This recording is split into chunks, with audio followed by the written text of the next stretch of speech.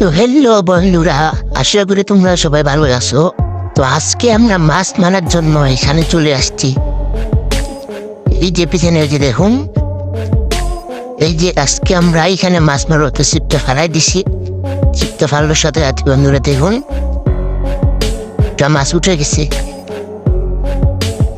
এই যে দেখুন, একটা মাগুর মাছ, একটা মাছ উঠে গেছে। আমরা এটাকে রেখে নেই।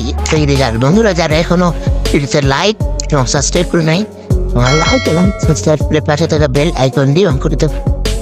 আর বন্ধুরা ওইটা রেখে মাছ, ওইটা মাছ রেখে দেওয়ার পর এই যে দেখুন আরেকটা মাছ উঠে গেল।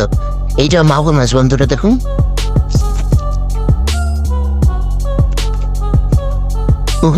আমরা এখানে রেখে দিই যাতে মাছটা জীবিত থাকে। ওটা রাখতে না রাখতেই আরেকটা সিবির মধ্যে দেখুন আরেকটা মাছ উঠে গেছে। এটা